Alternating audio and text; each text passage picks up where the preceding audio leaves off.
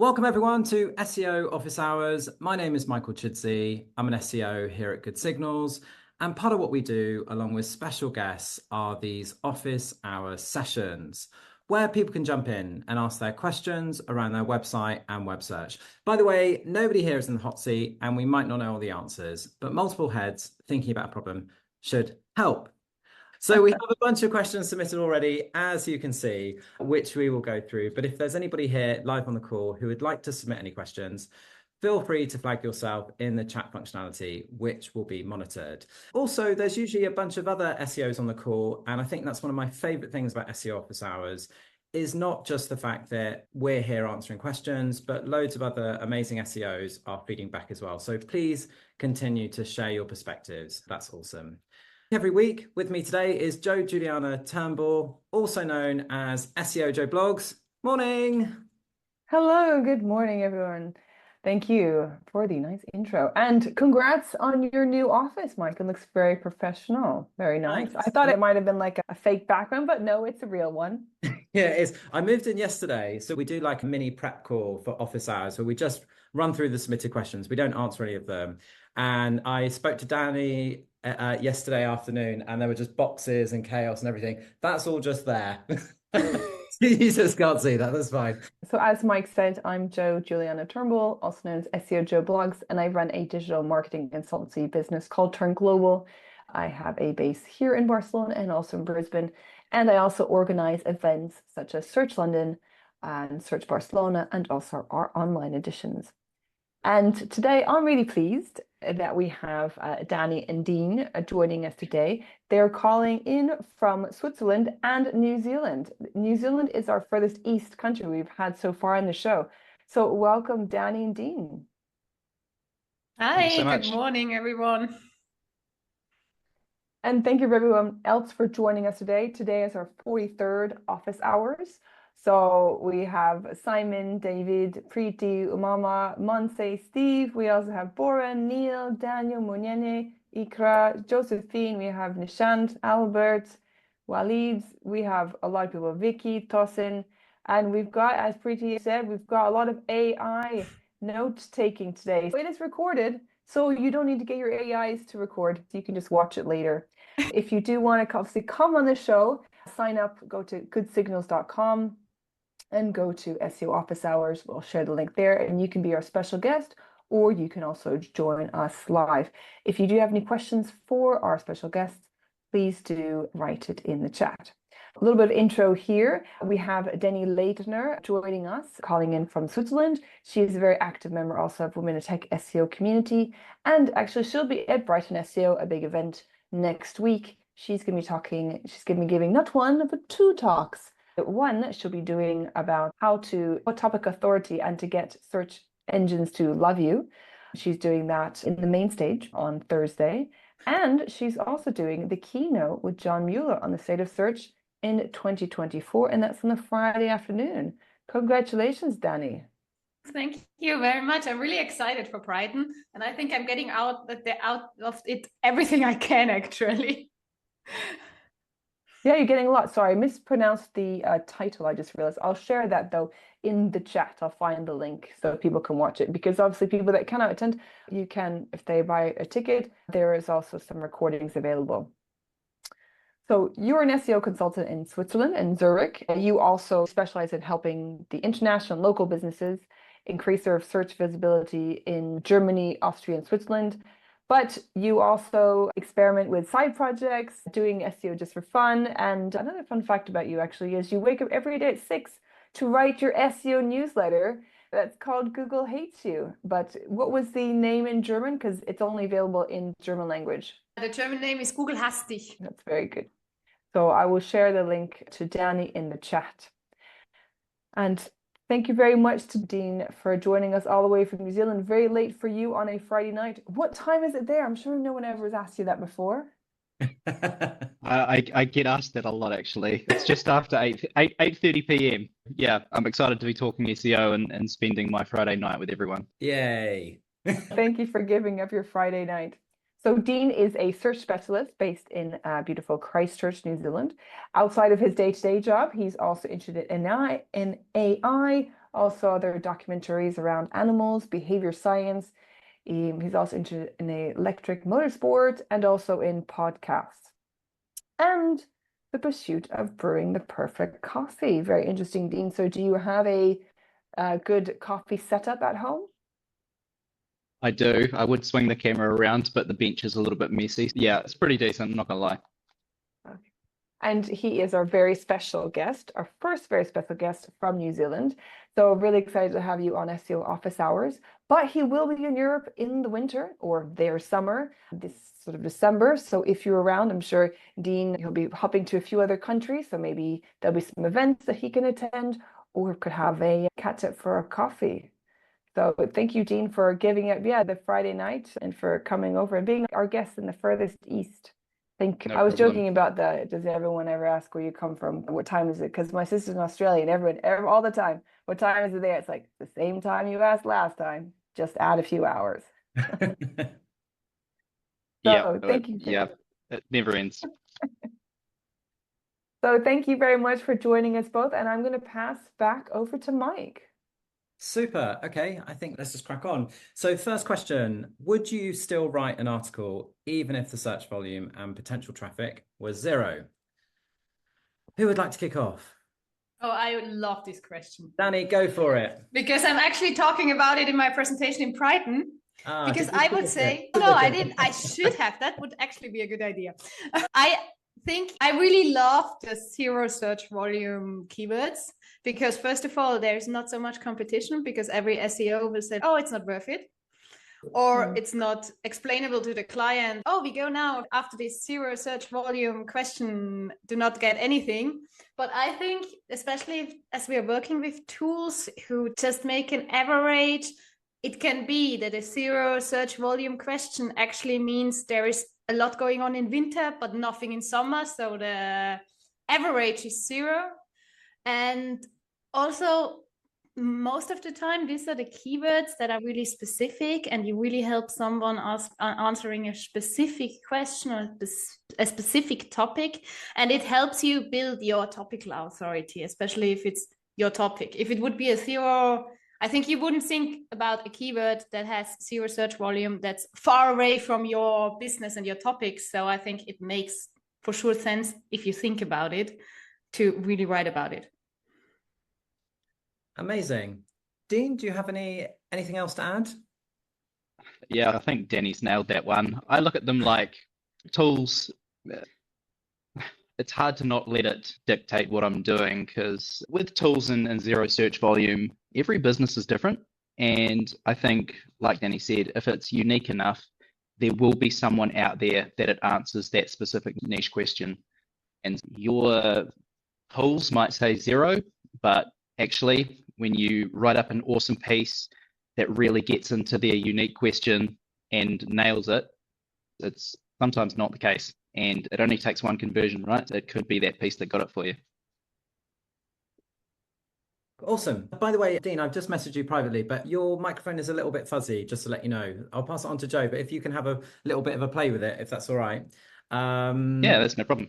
Joe, have you got anything to add? Yeah, I would say that sometimes you might have zero traffic for some keywords because maybe it's a new keyword, maybe it's a new product. You might have that with some of the new tech. Or coming up to Christmas, there's always these new gadgets for kids or kids' toys.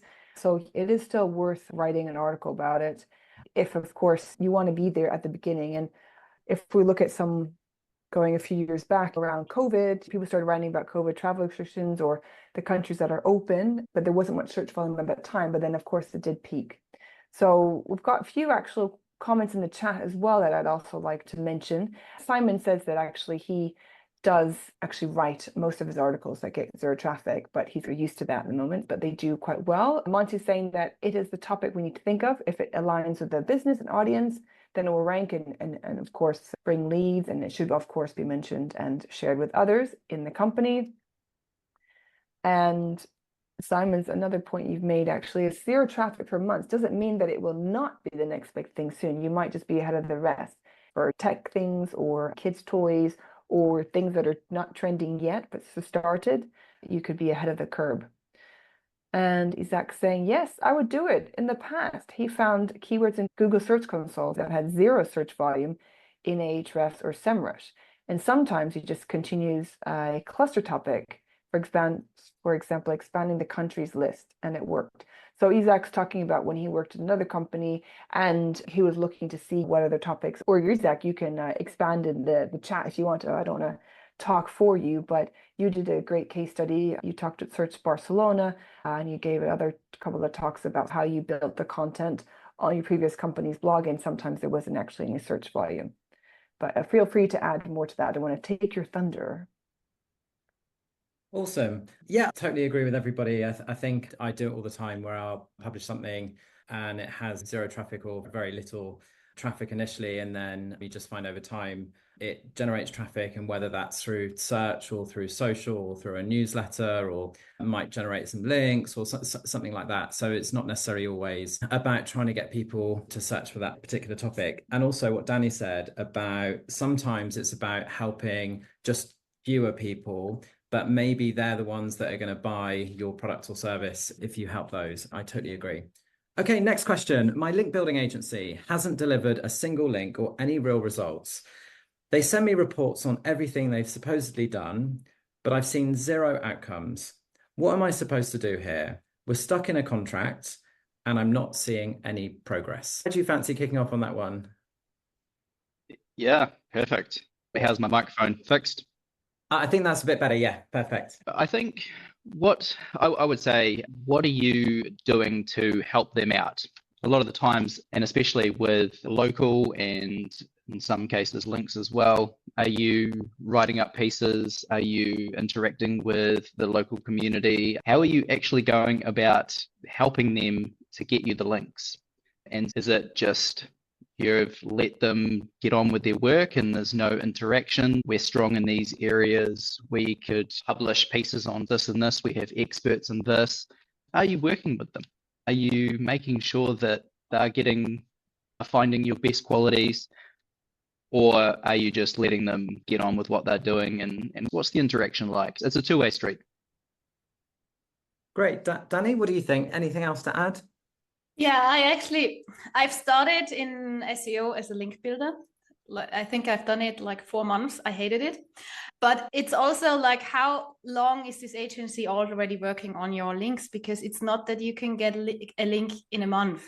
It's normally you do a lot of outreach, you write a lot of blogs, you write a lot of websites, you get some answers, you get some angry answers, you get like really angry answers.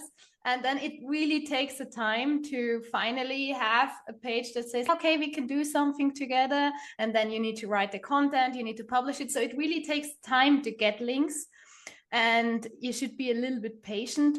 But of course, maybe hop on a call and really say to the agency, hey, I feel like nothing is happening. What can we do? Can you explain it? And really talk.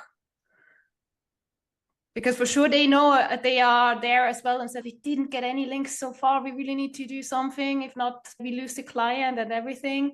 So just talk about it. I think everyone lives in an age where if you're not delivering what you said you do, of course there's going to be questions asked. I have worked with link building and done link building in the past, and sometimes we weren't able to get a link. But what we've said is, okay, these are all the sites that we've reached out to. These are all the pieces of content that are in place, ready to go live, and it will go live at this time. So I would also ask this person that they send me reports on everything they've supposedly done. What does that involve? Is it about the fact that they've reached out to X number of sites, that they are waiting for this content to go live, or is someone collaborating with them? So I would actually find out a bit more on that, because it does take a while sometimes for the links to get live, but they might be doing a lot of work, as it takes a lot of time to actually get that link live. Yeah, especially the good links take some time. Like the bad links that you can just buy somewhere, maybe they can get it online tomorrow, but that's not what you want. Yeah, definitely. We've had a couple of messages in the chat, Ren, saying that he totally agrees with what you said, Dani, about the replies from site owners. Walid said sometimes, yeah, this question does take time to obviously to grow the links, but what I would do though, as you said, Dani, is to be quite transparent. What did you actually do, and when will the link go live? I think if you're transparent with things, people don't mind it. If you actually try and hide it, that's when they do mind. Great. Yeah, I think this is something where I agree with everybody, and link building is one of those things, or digital PR is one of those things that just because you're doing it doesn't mean you're always going to earn those links. Some campaigns work, some campaigns flop. And I would go to the agency and really push back on why they think it's not working. And is there anything that you can do together or with them? For instance, do they need more media? Do you need to go and do some further research or something like that to actually build a better story? I'd be asking them if they're getting feedback from journalists and bloggers as well. Why aren't they interested? And is it the link building agency isn't great, or is it just that you're going out with not great stories? I have been in situations like this before where I've had teams, I've worked with agencies and so on. And something that I'll do is actually also jump on the phone myself and do some link building myself if we're not getting any traction, to see if I can help. And if I can get links, then they definitely can, because they do it on a more regular basis. So what I find there is, if it is just a rubbish story, maybe it's time to pause and create a better story or take a different direction or something like that. If it is that the agency is just not doing anything, then I guess that is a legal issue, and that's not anything to do with SEO office hours. That is, you need to go and find a lawyer. I'm not that. And maybe there's that. And I think we do a lot of link building, and you can't really measure the output. You can only measure the input. So you've said in the question that supposedly they've been working on lots of different things. You could also ask them to send over some of those things. So can you see what press releases look like? Can you see what some of the research looks like? Some link building agencies are a little bit funny about sharing their outreach list, but you could at least ask for maybe some of the publications or something like that. Maybe have a look and see what some of the outreach emails look like. So that could be a way around it. Ultimately, though, I imagine their goal is to continue working with you. So if it was me, I would sit down with them and just have a really honest conversation about, as it stands at the moment, we will not be renewing our contract. So what can we do so that we'll want to do that? Because obviously you want us to work with you for the next 3 or 4 years. Yeah, that would be my advice. Do we have anything in the chat, Joe? No more. What time is it and stuff? Okay, we have a few blog posts well positioned in the SERP, but it seems a couple of competitors started outranking us because they basically have more backlinks than we do. Do you think it matters, the amount of backlinks? Should we get many more, or should we focus on having better ones? Another link building question there. Who would like to kick off on this one? Joe? Yeah. So I've done a lot of backlink analysis in my time, and so I'm just going to copy the question over because it was linked. I've done a lot of backlink analysis and also looking and see what competitors are doing in terms of the on-page content as well. It would be good to have a diverse link profile and to actually make sure that you've got coverage from high-profile sites. If some of your competitors have that, maybe let's say it's an e-commerce toy client, kids' toys, and they've got a lot of coverage, and obviously they've got backlinks from those different outlets with press or maybe other bloggers or influencers, it may be something that you may want to do as well. I think it's also good to start working with influencers on Instagram. So that's a lot more visibility sometimes than necessarily looking at the backlinks. I would actually look and see where you're getting your visibility from, where you're getting this other traffic from. If you're getting it from low profile sites, I don't think that's really going to work.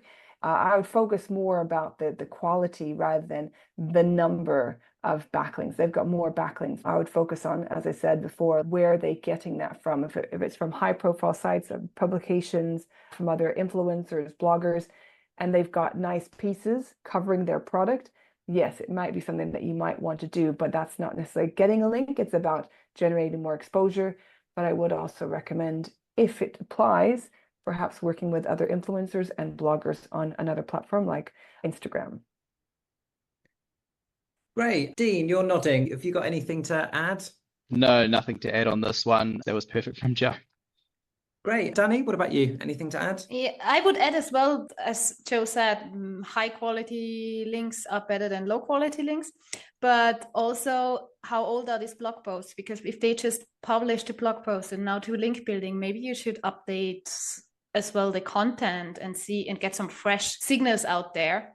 So Google will see, okay, you're actually working on that. So maybe that helps as well. Great. Maybe we should be called fresh signals and not good signals. Maybe I like what Simon said. He says, your competitors are hiring better SEO consultants. That one is good. Yeah, Rehan's talking about make sure that you have diverse links, backlinks, and Umama's also said again about the quality over quantity, which I've mentioned. Oh, thanks, Daniel. You mentioned that. Mons is saying, are you sure that it's due to their backlinks? In the online landscape, things can be too complex to blame one aspect only. So that's a very good point. They might be ranking, well, let's look at the question, that they have a few blog posts and they're ranking us because they got more backlinks. You don't know that either. So that's just what you can see. You don't know what's happening behind the scenes, or if they've actually maybe done their tech SEO, or they've done a lot of on-page optimization. So yeah, some good comments here in the chat. Thanks, everyone.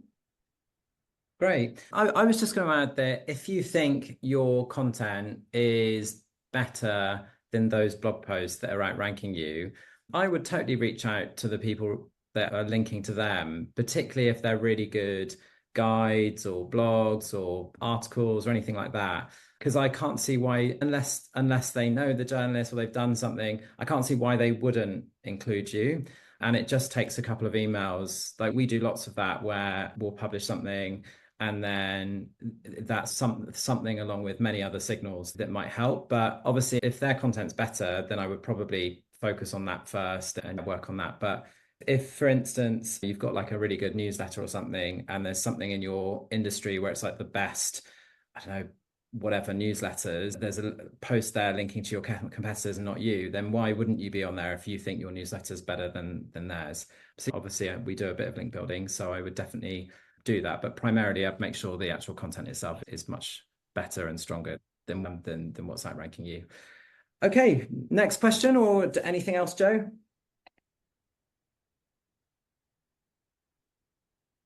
No, everything. I'm working on setting up a process using AI to put our content strategy into action. Has anybody else tried doing something like this on their own? Great, Dean, hand up, light. Go for it. Yeah, we do a few things. It's a combination of on copy briefs as well as actually using Claude in a process. So on the copy brief side, it's a combination of scripts and AI. And then I think on the AI side, it's using a platform called Active Pieces. It's a Zapier alternative, Make or Late Node or something like that. But it runs through and it uses Claude 3.5. I guess it goes through a process, but it's using the information from the previous node. And so you're going through the process and it's getting all of that information instead of just the one prompt. You're prompting it multiple times down until you get the final piece of content. It's a way of really dialing it in. So getting the title, getting all of the H1s, having a bit of a summary of those H1s, and then making sure that they're all good. You can put a persona in there as well. Who's your ideal customer? And then it's a good way of actually getting content out that obviously requires a human editor, but it's a good way of doing it. And it's efficient and it costs very little. So it's something we're playing with at the moment. Great. Dani, do you have anything to add? I'm not working with AI on such a big scale. I think like the question is doing. What I'm doing a lot is in ChatGPT, make my own GPTs for each client or like for the customer, for the persona of the client. So I really know if I'm writing now content for this client, I can just go to this GPT, which has already all the information I need about the topic. And then I can really have a conversation with someone that's actually already with the idea of who is the persona, what is the page about. And so I'm faster and didn't need to explain everything at the beginning. Just wanted to share a couple of comments from the chat.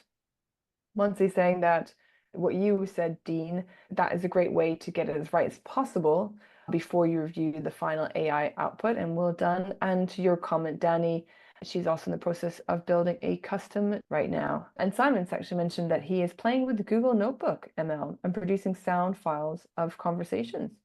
It's amazing. He's also sent us a little website as well. Test the example here on this test site of his. Can we play with that then, Simon? Yes, we can. Okay, great. Thank you.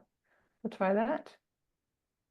Great. A bit like Dani, I don't necessarily use AI at such a scale as it sounds like Dean is using in testing, but do use AI a lot. And I think still use humans just as much as well. So I think a lot of people see it as AI making things a lot cheaper, but I think actually I'm just finding that it's just making what we do a lot better, particularly helping with briefing, writing, researching, checking, asking for perspectives, all of that kind of stuff. So not really to the point that it's my whole content strategy is being implemented by different AI tools, but it's definitely becoming more and more important to include them in part of the process, and always testing different versions and different tools and seeing if they're better than what we're currently using.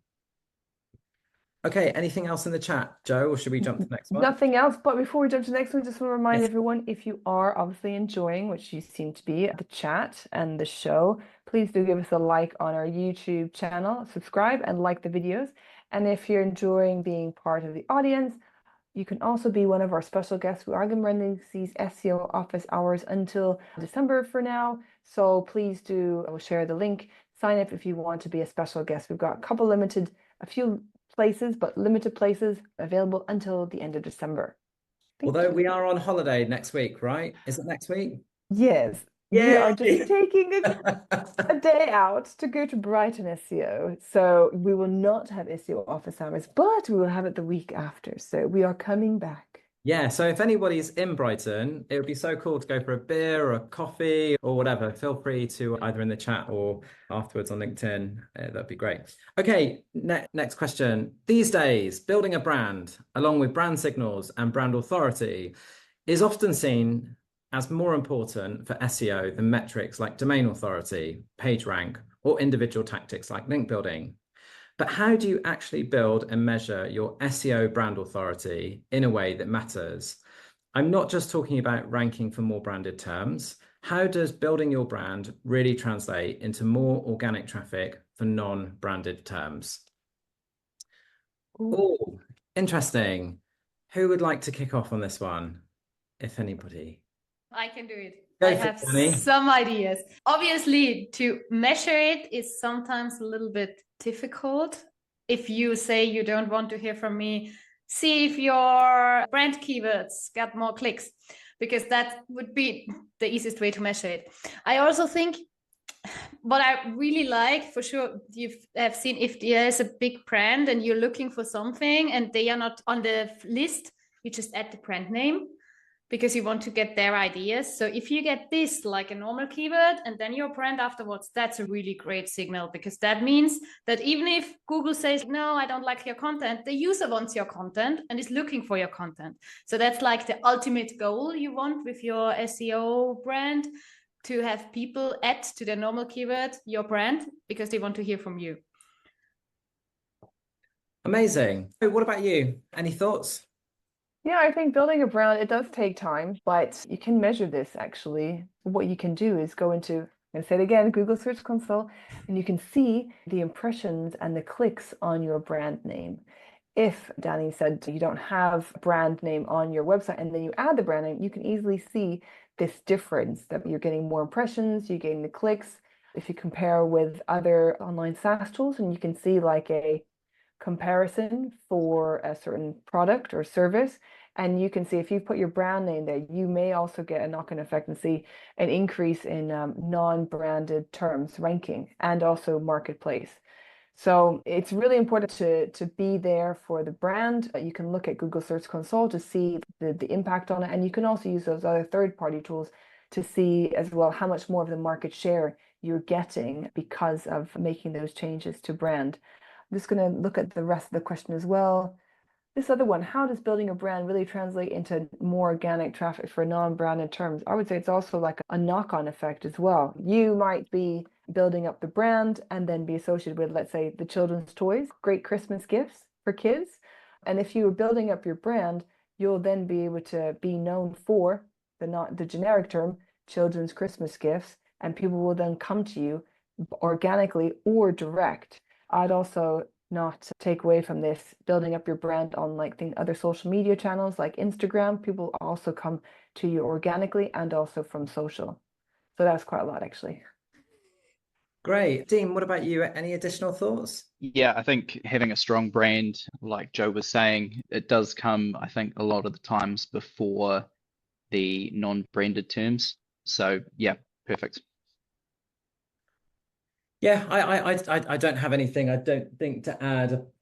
Yeah, I totally agree, and I think a good way of measuring whether or your brand's growing is obviously through something like Search Console, like Joe was saying. You can see impressions growing over time, and then obviously, I think it's hard to directly see for non-branded terms because obviously there are so many other things at play, such as all the other things you're doing, like creating pages for those terms and doing great PR campaigns and improving your design, improving your website. So somebody said in the chat about domain authority, that's not really something I pay a lot of attention to, but personally, and I think that's different to brand signals. And yeah, Joe, is there anything in the chat you'd like to run through? Yeah, there's a couple of things from people. So thanks everyone always being so interactive and leaving your opinions and your experience. Monse is also saying she doesn't pay much attention to the DA. Simon mentioned that branding is key, but it is slow to build and also quick to kill as well. So be careful with that one. Monse is saying the leads come from branded terms and brand tactics, comments and shares from your web. Leads can come in, from branded terms and from shares of your branded content like blogs or webinars or, of course, social media too. Daniel's saying that social is very strong. It's very strong to build your brand, but you also need to be engaged on social media. So posting, interacting with others on your social media platform. And also don't think about trying to spread yourself too thin. Try and think of just one and focus on that. That's a good, no, it is related. She said, it's not related, but I'm happy that people are moving towards building a brand than to do only SEO, but all of it's extremely important to have. Yeah, thanks everyone for the interaction in the chat. And I think we're ready for the next question because we're already on question 5 and we're like more than halfway through. So this is good going, Mike. It's like a record. I love Preeti's comment about what people aren't trying to build a DA of 99999 anymore. No, although some clients do say that's what they want. Not quite as high, but yeah. Okay, next question. We were given a link. I don't know if, Joe, you can share that link in the chat if that's all right. We are running a plant-based website and the traffic started going down after the core update. I've analyzed other websites where our keywords are most related and they are also facing a downfall. Can we expect our site to regrow? Should we continue to work on it? And what causes a website to grow organically? They've given us a link to look at, and I think we can share it in the chat, but we just won't say it for YouTube afterwards. Did any of you guys get a chance to have a look at the website? I had a look at the website yesterday. Great. Dani, do you mind starting? Is that all right? Yeah, I had a look a little bit about how the rankings were going and everything. What I saw, I think the site is not very old. So it really got a peak of rankings and clicks in July, and then with the core update, like they say, they might have lost a little bit. So if the site is really new, you need to be a little bit more patient because maybe Google was just trying to get you in and it will come back, but Google is trying a lot, especially with new sites. And the other thing I saw on the website, what I would focus on, it's just a blog website. So there's nothing that they sell or not like really making money out of it. So don't be rushed. Your business won't go down if it's not ranking. So you can still work on it. And I would try to work a little bit more on internal linking, to link really from one blog post to the next one, to get like the user, if he comes on one, that he's getting to the next and not just last and next one, like the typical one you have on the blog down there, but really just link from, hey, if you're interested in this plant, maybe you're interested in this plant as well. So work a little bit on your internal linking to help if somebody's coming on, really to stay on. Great. Dean, did you get a chance to have a look? Did you have any thoughts? Yeah, I did. I went the route of actually just hopping on the website, having a look. It's really difficult to actually find the topic that you're looking for. And I noticed, especially just on the blog page, the main blog page. A lot of scrolling. Potentially there could be a few user experience things.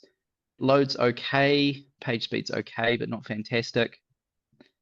I would have a look at making your categories stand out a bit more, splitting those up. Yeah, a lot of what I would look at first is user experience, just of the website and yeah, on the whole. Great. What about you, Joe? Any thoughts or anything in the chat? I didn't have a chance to look at the website, but just was looking at reading some comments in the chat. One great one, yeah, from Simon. Did you analyze the sites that have gone up to the top and to see? This is why also it's quite good to have a tracking software so that you can actually see when they've actually increased or not, depending on obviously some of these sort of updates. I would look at that, and I'm just looking at a few more. No, that's it really, but good point from Simon. But going also from what Dani said, you mentioned about the sort of internal linking. I think it's really underutilized in many places, and I think that people should be doing this more. You can, of course, go and analyze what they're doing in terms of internal linking. You can use a tool to analyze internal links. InLinks is one. You can actually do an internal linking audit there as well, and just make sure that you're actually doing this internal linking on the key terms you want to be known for to the relevant deeper level pages. Great. I think this kind of relates a little bit to the last question around building a brand. It's like Dani was saying, it seems like it's very early in this website's journey and it's not been there that long. Dean was saying there's a few user experience issues. Notice things like on some of the blog posts, I think Preeti just said it as well, you can't click into the FAQs, that the About Us page is just a couple of lines, nothing more than that. If this is something that you want to grow and build, it's going to take time. I would keep adding really good content to it. Make sure you've got things like authors. I think just evolving it over time, really, all of the sort of post pages, whether that's from a design perspective, from a better content perspective, from adding more content to it. I can see on the tools that I use that you did see a bit of a jump in traffic initially, and now it's dropped. And that does seem to correlate a little bit with the core update schedule. But I think I would look at the alternatives, see what else is ranking. I think you've said that everybody else has dropped. So maybe have a look at the SERPs themselves and see if Google or SERP features or whatever is trying to answer those queries instead of websites like this. But yeah, to me, this looks like a website in its very early stages, and it might be years before you really get some traction if you keep doing what you're doing, which might not be the answer that you want, but unfortunately it's SEO, right? It takes time. You've got to consistently keep posting and keep making everything better and so on.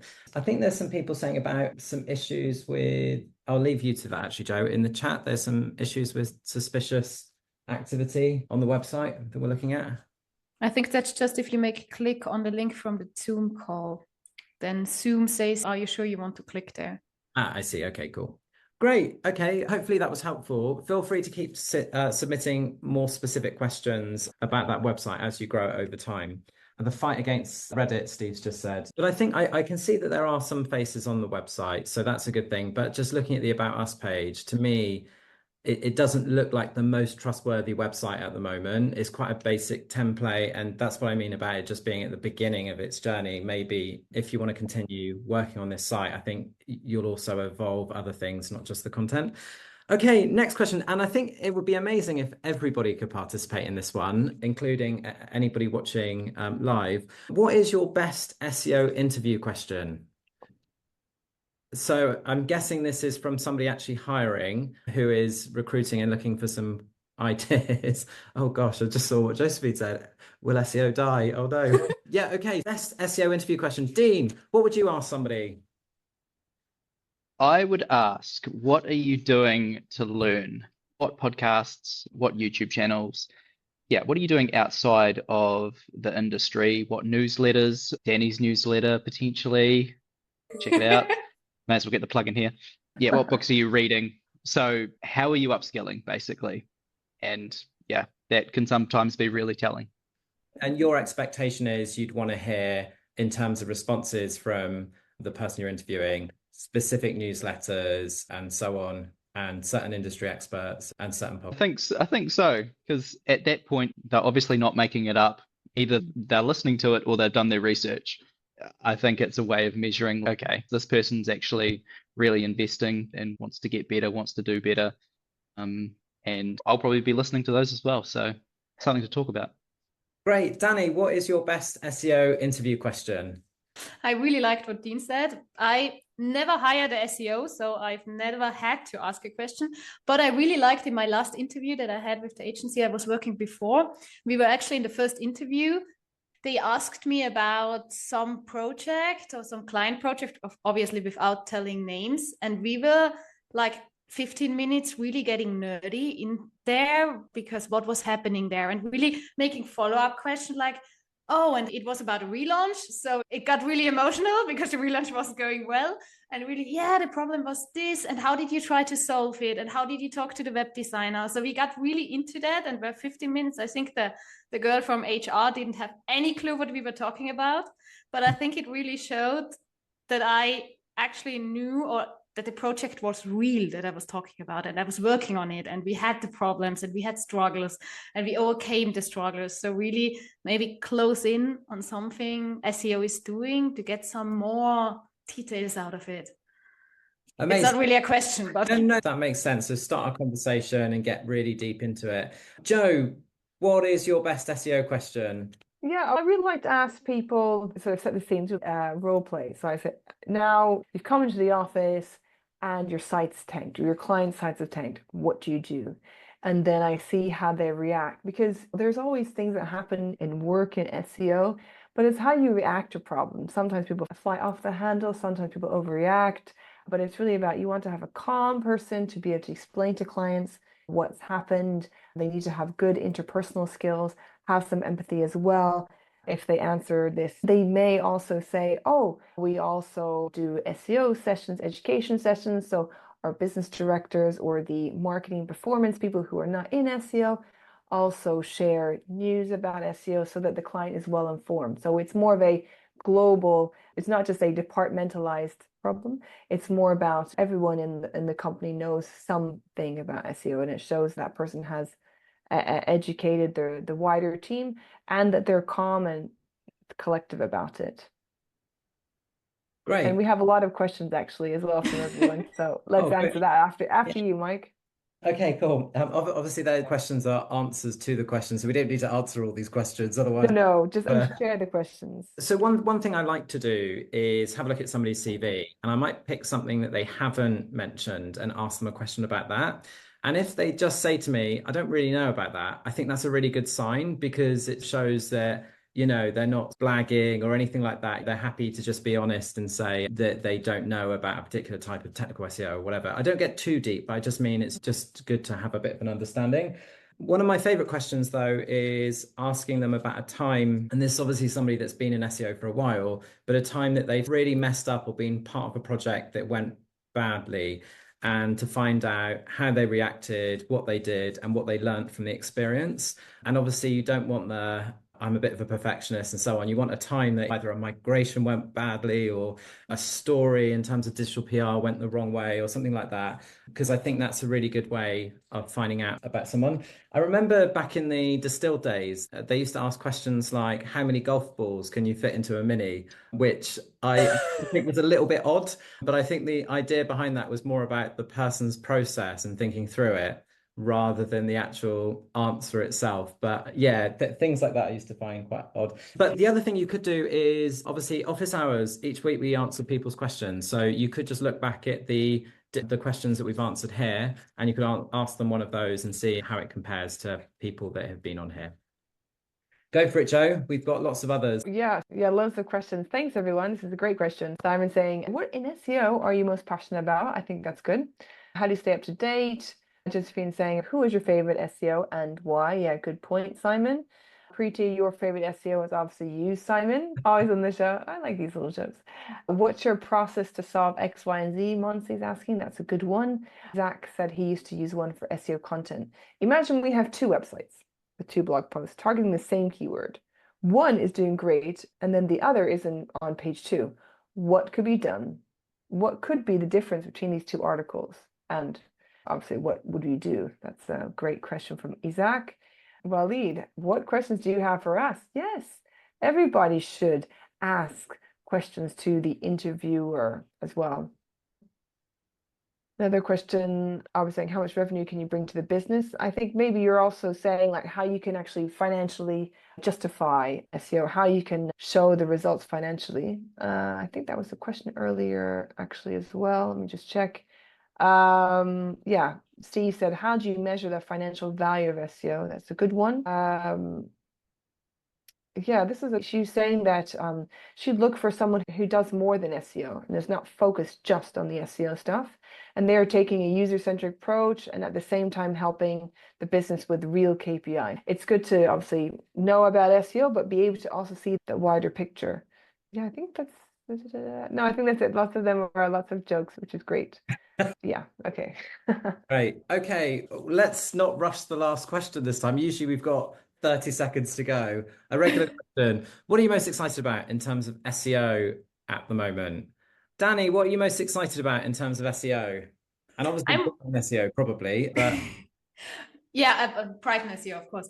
No, I'm really excited about what is coming with ChatGPT bringing out its search engine, with AI overviews, which is not available for the general public here in rest of Europe. I think in UK you have it, no? Yeah. It's just you're lucky because you left the European Union. So that's the reason you have it.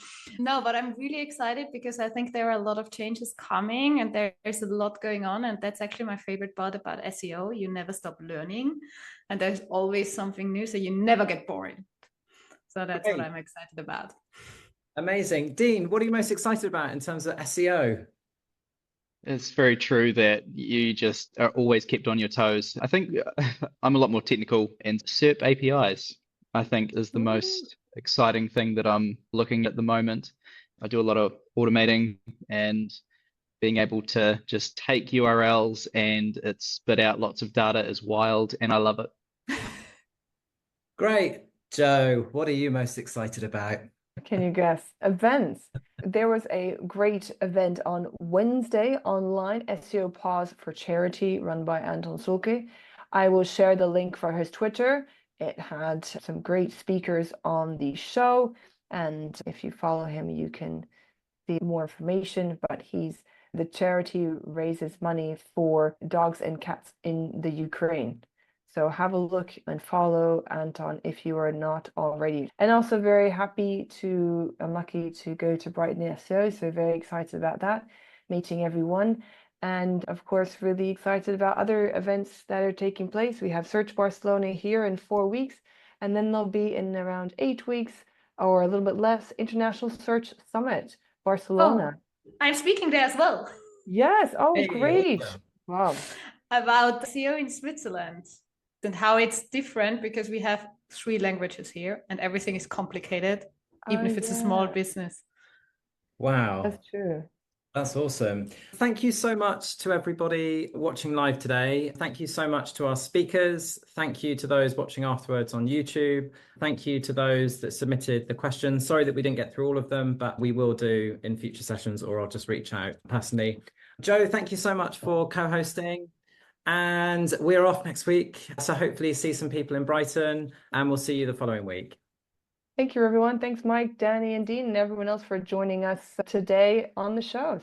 See you in 2 weeks. Bye. Have a lovely day. See you next week. Bye. Bye.